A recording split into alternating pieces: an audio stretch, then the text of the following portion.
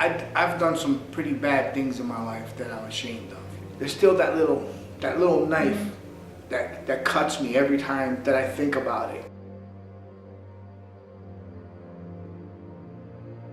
I'm not ashamed of finding God. I'm ashamed of what I've done. I used to rob people. I was a really bad person. It was a long, long time ago. And one day I was doing my devious things, and I had a guy that was with me, and that's what we used to do. We used to knock people out and then just take their money. And there was this older gentleman. I didn't know he was older. I was the watch out guy, you know. So I let them know that he was coming. But then when I noticed who it was, you know, it was an old man, like 60, 70 years old. By the time I tried to cancel it and couldn't, the old man was already on the floor knocked out, and the other guys were right on top of him, and I stopped him because the guy was crying out, because I'm Portuguese, so he started crying out in Portuguese. What did I do?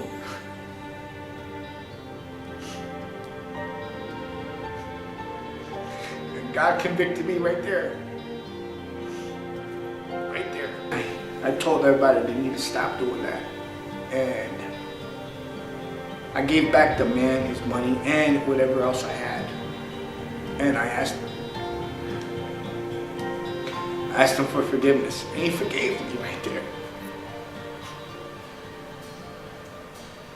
I believe that was the day that I realized that God exists, and you know, and that He loves me. That I'm so fortunate and grateful for, you know, the opportunities that I do have through the church. A lot of times I do security just outside the perimeter and make sure that everybody's car is safe, you know, that doesn't get broken into, because that happens. We have a lot of people that know of God but not, you know, they're not saved and they're not coming to church. So we always are inviting, you know, the community to come and listen in, and we have, you know, it's been a very slow process, but it's been, you know, growing little by little.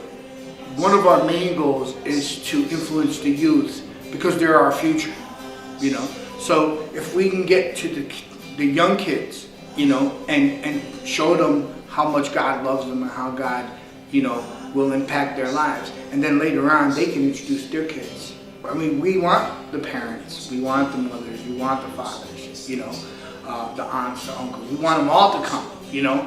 But if we can impact the children, you know, and help them understand what God's love is about, you know, and then we can change the whole community. We can change the world, basically, if we did that. Our youth has been impacted. And I always fall in awe of His grace, because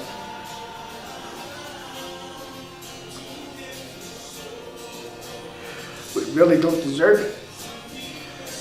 But He still loves us, and He still takes care of us. And I know that He has us here for a reason.